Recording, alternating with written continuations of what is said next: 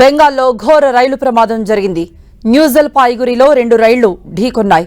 Kanchenjunga express ను వెనుక ఢీకున్న goods ఒక్కసారిగా ఢీకొట్టింది. కొన్ని రైలు బోగీలు పక్కకు ఒరిగాయి. ఈ ప్రమాదంలో 5గురు స్పాట్లోనే మరణించారు. పలువురు ప్రయాణికులకు తీవ్రంగా గాయాలయ్యాయి. ఘటనా స్థలికి చేరుకుంది రెస్క్యూ టీం. సహాయక కార్యక్రమాలు ముమ్మరమయ్యాయి. క్షతగాత్రుల్ని ఆసుపత్రికి తరలిస్తున్నారు. పశ్చిమ బెంగాల్లో రంగపాడి స్టేషన్ సమీపంలో ఇవాళ ఉదయం ఘోర రైలు ప్రమాదం నెలకొంది. ఆగి ఉన్న కాంచన్జంగా ఎక్స్ప్రెస్ రైలును వెనుక నుండి వేగంగా వచ్చిన గూడ్స్ రైలు ఢీకొట్టింది. దీంతో కాంచన్జంగా ఎక్స్ప్రెస్ రైలు వెనుక 3 బోగీలు తీవ్రంగా దెబ్బతిన్నాయి. ఈ ప్రమాదంలో పలువురు ప్రయాణికులకు తీవ్రంగా గాయాలయ్యాయి. కాంచన్జంగా ఎక్స్ప్రెస్ సీల్దా వెళుతున్న క్రమంలో రంగపాడి నిజబరి మధ్య ఈ ప్రమాదం జరిగింది. మరోవైపు ఈ ఘటనకు సంబంధించి బెంగాల్ సీఎం మమతా బెనర్జీ ట్వీట్ చేశారు. ఈ ఘటన తనను షాక్ గురిచేసిందన్నారు. డార్జిలింగ్ జిల్లాలో ఫన్సిదేవా ప్రాంతంలో జరిగిన ఘోర రైలు ప్రమాదం గురించి తెలుసుకుని దిగ్భ్రాంతికి గురయ్యా అని చెప్పారు. వైద్యులు, అంబులెన్సులు, విపత్తు బృందాలు వెంటనే ఘటనాస్థలికి చేరుకుని యుద్ధ ప్రాతిపదికన సహాయ చర్యలు ప్రారంభించినట్టుగా సీఎం మమతా బెనర్జీ తెలిపారు.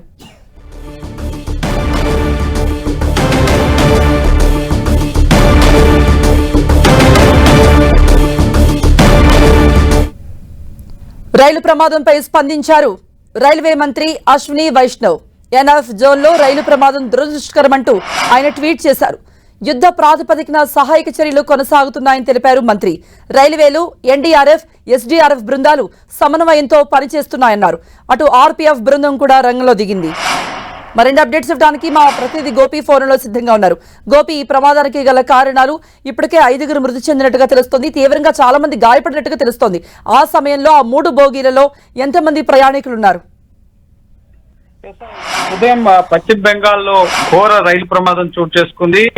కాంచన్జంగా ఎక్స్ప్రెస్ రైలుని గూడ్స్ రైలు ఢీకొట్టడం జరిగింది. అగర్తల శీలాద్ మధ్య నడిచే కాంచన్జంగా ఎక్స్ప్రెస్ ను వెనక నుంచి వచ్చిన గూడ్స్ రైలు ఢీకొట్టడం 13174 ట్రైన్ నెంబర్ ఈ అగర్తల శీలాద్ కాంచన్జంగా ఎక్స్ప్రెస్ రైలు. ఈ రైలుని గూడ్స్ రైలు వెనక భాగం నుంచి ఢీకొట్టడంతో, వేగంగా వచ్చి ఢీకొట్టడంతో 3 బోగీలు పూర్తిగా పట్టాలపై, అలాగే భారీగా ధ్వంసం అయ్యాయి కూడా. సో చాలా మంది ఒక్కొక్క బోగీలు, ముఖ్యంగా వెనక భాగం నుంచి లగేజ్ క్యారియర్ బోగీస్ కొన్ని ఉన్నాయి. అలాగే ఒక బోగీలో సుమారు 70 నుంచి 100 మంది వరకు కూడా 2 బోగీల్లో ఉన్నట్లుగా తెలుస్తుంది. సో చాలా మంది గాయపడ్డారు. 30-40 మందికి తీవ్రంగా గాయాలవడం జరిగింది. సో వారందరినీ కూడా స్థానిక ఆసుపత్రికి తరలించారు. ఇప్పటి వరకు అందుతున్న సమాచారం ప్రకారం 5గురు మృతి చెందినట్లుగా తెలిసింది. అలాగే ఇటు సిలిగురి, అలాగే న్యూజల్ పాయిగురి ఈ ప్రాంతాల్లో ఉన్న ఆసుపత్రులకు తరలించడం జరిగింది. మమతా బెనర్జీ, పశ్చిమ బెంగాల్ ముఖ్యమంత్రి కూడా ఈ ఘటన పట్ల దిగ్భ్రాంతిని వ్యక్తం చేస్తూ వెంటనే డార్జిలింగ్ జిల్లా అధికారులను ఆదేశించడం జరిగింది. కాంచన్జంగా ఎక్స్ప్రెస్ రైలుకు సంబంధించి జరిగిన రైలు ప్రమాదానికి సంబంధించిన బాధితులకి సహాయక చర్యలను అందించాలని చెప్పి కలెక్టర్, అలాగే ఎస్పీ, డాక్టర్లని, అంబులెన్స్ ని, వీరందరినీ కూడా ఈ ఘటనా స్థలికి వెళ్లాల్సిందిగా వెంటనే ఆదేశాలు జారీ చేయడం జరిగింది. సో ప్రస్తుతం మెడికల్ అసిస్టెన్స్, అలాగే రెస్క్యూ ఆపరేషన్స్ అనేవి కొనసాగుతున్నాయి. యుద్ధ ప్రాతిపదికన చర్యలు తీసుకోవడం జరుగుతుంది. ఇటు రాష్ట్ర ప్రభుత్వం, అలాగే కేంద్ర ప్రభుత్వం, రైల్వే మంత్రి కూడా అశ్విని వైష్ణవ్ కూడా ఇటు ఎస్డీఆర్ఎఫ్, ఎన్డీఆర్ఎఫ్ సహా రైల్వే పోలీసులు సమన్వయంతో పనిచేస్తున్నారు.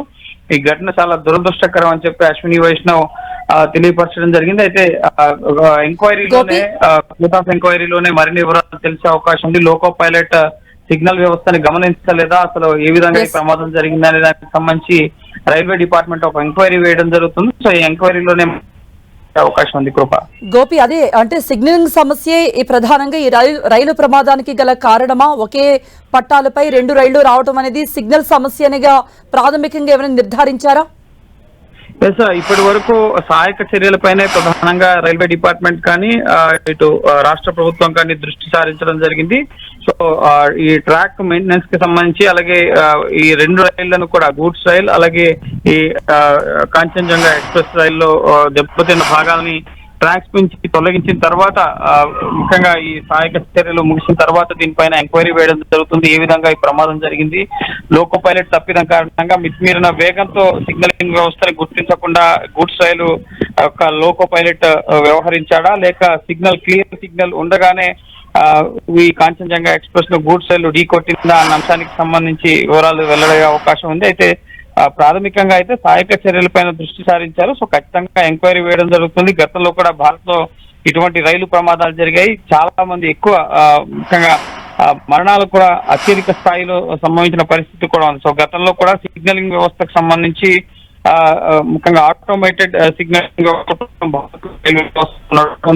రోజు 1 మందిని భారత్ ట్రాన్స్పోర్ట్ రవాణా వ్యవస్థలో చాలా అత్యంత పెద్దదైన రవాణా వ్యవస్థ రైల్వే వ్యవస్థ. సో ఖచ్చితంగా ప్రయాణికుల భద్రతకు సంబంధించి ప్రభుత్వం అన్ని రకాల చర్యలు తీసుకుంటుందని చెప్తున్నప్పటికీ కూడా ఈ తరహా ప్రమాదాలు మనం గమనిస్తూనే ఉన్నాం. సో ఇప్పుడు కూడా లోకో పైలట్ల తప్పిదం కారణంగా ముఖ్యంగా కాంచన్జంగా ఎక్స్ప్రెస్ అక్కడ సిగ్నల్ వ్యవస్థ ఉన్నా అక్కడ ట్రైన్ ఆగి ఉందా, వెనక నుంచి గూడ్స్ రైలు వచ్చి ఇది కొట్టడానికి ముఖ్యంగా ఈ గూడ్స్ రైలు యొక్క లోకో పైలట్ సిగ్నల్ వ్యవస్థని గుర్తించలేదా? సో ఇటువంటి అన్ని అంశాలను కూడా పరిశీలించడం జరుగుతుంది. తదుపరి దాని ఆధారంగా చర్యలు తీసుకోవడం జరుగుతుంది. సో ప్రస్తుతం అయితే రైల్వేకి సంబంధించి ముఖ్యంగా ఈ 2 రైళ్లు కూడా భారీగా ధ్వంసం అయ్యాయి. కొన్ని బోగీస్ అనేవి ట్రాక్ నుంచి బయటకు వచ్చిన పరిస్థితి ఉంది కాబట్టి సో ఖచ్చితంగా ప్రస్తుతం అయితే సహాయక చర్యలపైన ప్రాథమికంగా దృష్టి సారించారు. నెక్స్ట్ కోర్ట్ ఆఫ్ ఎంక్వైరీలో భాగంగా ఏ విధంగా ఈ ప్రమాదం జరిగింది, దీనికి బాధ్యులు ఎవరు, కారకులు ఎవరు, వీటన్నిటిపైన కూడా రైల్వే శాఖ ఎంక్వైరీ వేయడం జరుగుతుంది. అలాగే దానికి అనుగుణంగా చర్యలు కూడా తీసుకోవడం జరుగుతుంది. క్షతగాత్రులకు వైద్య సహాయం గురించి అధికారులు ఎటువంటి ఆదేశాలు ఇచ్చారు? వాళ్ళని సమీప హాస్పిటల్కు తరలించుంటారు కదా, మరి కుటుంబ సభ్యులకు ఏవైనా వాళ్ళకి సమాచారం ఇచ్చే ఏర్పాట్లు ఏమైనా చేశారా గోపి? ఎస్, ఒక హెల్ప్ లైన్ నెంబర్ ని ఏర్పాటు చేయడం జరిగింది. ఈ కాంచన్జంగా ఎక్స్ప్రెస్ రైల్లో ప్రయాణిస్తున్న ప్రయాణికులు ఎవరైతే తీవ్రంగా గాయపడ్డారో అలాగే చనిపోయిన వారి పిఎన్ఆర్ ఆధారంగా వారి కుటుంబ సభ్యులకి సమాచారం అందించడం జరుగుతుంది. స్థానిక న్యూ జల్పాయిగురి అలాగే డార్జిలింగ్ ఈ ముఖ్యంగా జిల్లాల ప్రధాన ఆసుపత్రులకి వీరందరినీ కూడా తరలిస్తున్నారు.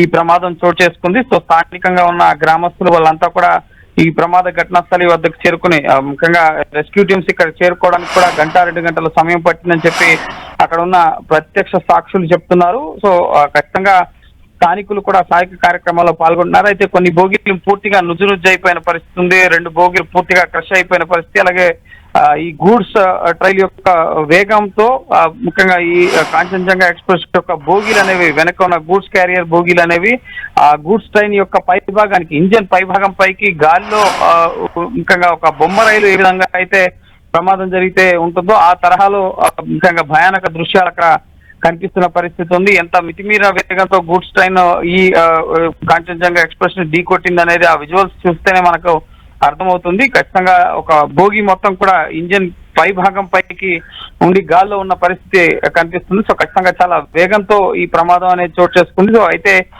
ఈ లగేజ్ క్యారియర్ బోగీలు కావడంతో కొంత ప్రాణ నష్టం అనేది తక్కువ అయ్యే అవకాశం ఉంది. గతంలో వందలాది మంది చనిపోయిన పరిస్థితి ఉంది రైలు ప్రమాదాల్లో. సో ఇప్పుడు ప్రస్తుతం ఇప్పటి వరకు అందుతున్న ప్రాథమిక సమాచారం ప్రకారం 5 చనిపోయినట్లుగా తెలుస్తుంది. ఒక బోగికి 70 మంది వరకు కూడా ప్రయాణికులు సీటింగ్ వ్యవస్థ ఉంటుంది. అదే జనరల్ బోగీలు అయితే కనుక 100 మందికి పైగా కూడా ప్రయాణికులు అడ్జస్ట్ అయ్యి కూర్చొని ప్రయాణించే పరిస్థితి ఉంటుంది. కాబట్టి సో మృతుల సంఖ్య పెరిగే అవకాశం ఉన్నట్లుగా అయితే తెలుస్తుంది. అధికారికంగా ఇంకా రైల్వే శాఖ నుంచి సమాచారం రావాల్సి ఉంది. సహాయక చర్యలు అనేవి కొనసాగుతున్నాయి. రైట్ గోపి, మళ్ళీ మిమ్మల్ని కాంటాక్ట్ చేస్తాం. ఒకే పట్టాలపై 2 రైళ్లు రావడంతో సిగ్నలింగ్ సమస్యే దీనికి కారణమని ప్రాథమికంగా తెలుస్తున్నప్పటికీ ఇంకా అధికారులు ధృవీకరించాల్సి ఉంది. బెంగాల్లో ఘోర రైలు ప్రమాదం జరిగింది. న్యూ జల్పాయిగురిలో గూడ్స్ రైలు అలాగే కాంచనజంగా ఎక్స్ప్రెస్ ఒకదానికొకటి ఢీకొన్నాయి. ఆగి ఉన్న కాంచనజంగా ఎక్స్ప్రెస్ ను వెనక నుండి వచ్చిన గూడ్స్ రైల్ ఢీకొనడంతో ఈ ప్రమాదం జరిగింది. అయితే దాదాపుగా ఆ 2 బోగీలు అంటే చివరి 2 బోగీలు కూడా పూర్తిగా దెబ్బతిన్నట్టుగా మనకు అర్థమవుతోంది. మొత్తం 200 మంది వరకు కూడా ప్రయాణికులు ఉన్నట్టుగా తెలుస్తోంది. స్పాట్లోనే 5 మృతి చెందారు. చాలా ఆ ప్రదేశం చూస్తే కూడా చాలా భీతావహంగా అనిపిస్తుంది. ఎందుకంటే మృతదేహాలు చెల్లాచెదురుగా పడి ఉన్నాయి. వెంటనే గాయాల పాలైన వాళ్ళు కూడా చాలా ఎక్కువ మంది ఉండడంతో వెంటనే రెస్క్యూ టీం వాళ్ళందరినీ కూడా సమీప ఆసుపత్రికి తరలిస్తోంది. వెంటనే ఈ ప్రమాదం జరిగిన వెంటనే రైల్లో ఉన్నటువంటి మిగిలిన ప్రయాణికులంతా కూడా ప్రాణాలు అరచేతులు పెట్టుకుని భయంతో వాళ్ళంతా కూడా కిందకి దిగిపోయారు. ప్రమాద దృశ్యాన్ని దూరం నుండి గమనిస్తూ ఉన్నారు. అలాగే సమీప గ్రామాల ప్రజలకు కూడా ఈ ప్రమాదం జరిగిన సమీప గ్రామాల ప్రజలు కూడా అక్కడికి చేరుకున్నారు. ఇప్పటికే ఆర్పీఎఫ్ సిబ్బంది కూడా అక్కడికి చేరుకుంది. ఎవరికైతే గాయాలయ్యాయో వాళ్ళందరినీ కూడా హుటాహుటిన దగ్గరలో ఉన్నటువంటి ఆసుపత్రికి తరలించారు. అయితే మృతుల సంఖ్య ఇంకా పెరిగే అవకాశం ఉన్నట్టుగా చెప్తున్నారు. మనం చూస్తున్నాం కాంచన్జంగా ఎక్స్ప్రెస్ చివరి బోగీలు 2 కూడా తునాతునకులు అయిపోయినంత దృశ్యం చూస్తుంటే ఎంత స్పీడ్గా వచ్చి ఆ గూడ్స్ రైలు ఢీకుందో మనం ఇమాజిన్ చేసుకోవచ్చు. సో ఈ ప్రమాదంలో ఇప్పటికీ మనకి 5గురు చనిపోయినట్టుగా అధికారికంగా తెలుస్తోంది. అయితే మృతుల సంఖ్య ఇంకా పెరిగే అవకాశం ఉన్నట్టుగా తెలుస్తోంది. క్షతగాత్రుల్ని సమీప ఆసుపత్రికి తరలించారు. అటు గూడ్స్ రైలు ఇంజిన్ పైకి ఈ కాంచన్జంగా ఎక్స్ప్రెస్ బోగి పైకి ఆ ఇంజిన్ పైన ఈ బోగి ఉండటం మనం చూస్తే ఆ ప్రమాద తీవ్రత కూడా మనకు తెలియజేస్తుంది. ఆ 2 బోగీలలో దాదాపుగా 200 మంది వరకు కూడా ఆ చివరి బోగీలలో ప్రయాణం చేస్తున్నారు. ఒక్కసారిగా పెద్ద కుదుపు రావడం, వెంటనే వాళ్ళంతా కూడా ఒకదాని మీద ఒకరి మీద ఒకరు ప్రయాణికులు పడిపోవడం, ఆ బోగీలన్నీ కూడా పక్కకు ఒరిగిపోవటం, దీంతో తీవ్రంగా గాయాలైనట్టుగా తెలుస్తోంది. చాలా మందికి గాయాలైనట్టుగా తెలుస్తోంది. 5గురు అయితే ఇప్పటి వరకు స్పాట్లోనే మృతి చెందినట్టుగా కూడా మనకు సమాచారం అందుతోంది. అటు ఎన్డీఆర్ఎఫ్, ఎస్డీఆర్ఎఫ్, ఆర్పీఎఫ్ సిబ్బంది మొత్తం అంతా కలిసి అక్కడ రెస్క్యూ చేస్తున్నారు. ముందుగా ఆ పట్టాల కింద ఎవరైనా ఇరుక్కుపోయారా, వాళ్ళు ఎవరైనా లోపల ఇరుక్కుపోయి ప్రాణాలతో ఉన్న వాళ్ళు ఎవరైనా ఉంటే వాళ్ళను కాపాడేందుకు విశ్వ ప్రయత్నాలు చేస్తున్నారు. ఇంకెవరైనా మృతులు ఎవరెవరు ఇంకెంతమంది చనిపోయి ఉంటారు అనేది కూడా వాళ్ళంతా కూడా క్షుణ్ణంగా చూస్తున్నారు. ఆ ప్రాంతాన్ని అయితే ఆర్పీఎఫ్ సిబ్బంది, ఎస్డీఆర్ఎఫ్, ఎన్డీఆర్ఎఫ్ బృందాలు జల్లెడ పడుతూ ఉన్నారు. సమీప హాస్పిటల్స్కి తరలించారు ఎవరికైతే గాయాలయ్యాయో. అయితే ఈ ప్రమాద తీవ్రతపై వెస్ట్ బెంగాల్ సీఎం మమతా బెనర్జీ కూడా స్పందించారు. దిగ్భ్రాంతి కలిగించింది. వెంటనే రెస్క్యూ టీం రంగంలో దిగింది. ఎవరైతే గాయాలయ్యాయో వాళ్ళని వెంటనే సేవ్ చేసేందుకు అంబులెన్స్లు కూడా అక్కడ రెడీగా ఉన్నాయంటూ ఆమె ట్వీట్ చేశారు. రైల్వే మంత్రి అశ్విని వైష్ణవ్ కూడా దీనిపై ట్వీట్ చేశారు. మొత్తం టీమ్స్ అంతా కూడా రంగంలో దిగాయి. అసలు ఈ ప్రమాదం ఎలా జరిగింది, సిగ్నలింగ్ సమస్యతోనే ఈ ప్రమాదం జరిగిందా, లేదంటే వేరే ఇతర కారణాలు ఉన్నాయా, వెనక నుండి గూడ్స్ రైలు అంత వేగంగా వచ్చి ఆగి ఉన్న రైలును ఢీకొనడానికి గల కారణాలు ఏంటి, ఇవన్నీ కూడా విశ్లేషించే పనిలో పడ్డారు అధికారులు.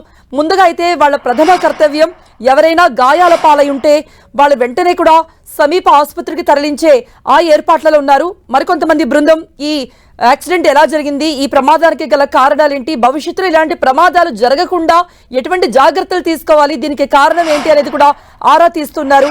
వెంటనే ఈ ప్రమాదం జరిగిన వెంటనే ఆ 2 బోగీలలో ఉన్నటువంటి ప్రయాణికులు అయితే చెల్లాచెదురుగా కిందకి పడిపోయారు. అయితే మిగిలిన బోగీలలో ప్రయాణికులైతే వెంటనే కిందికి దిగి పరుగున బయటకు వెళ్ళిపోయిన దృశ్యాలు చూస్తున్నాం. అక్కడంతా కూడా వాళ్ళు నించొని అక్కడ ఏదైతే రెస్క్యూ జరుగుతుందో వాళ్ళంతా కూడా చూస్తున్నారు. ఆ ప్రయాణికులందరినీ కూడా గమ్యస్థానాలకు చేర్చేందుకు కూడా అటు రైల్వే సిబ్బంది ప్రత్యామ్నాయ ఏర్పాట్లను కూడా చేస్తున్నట్టుగా మనకు తెలుస్తోంది.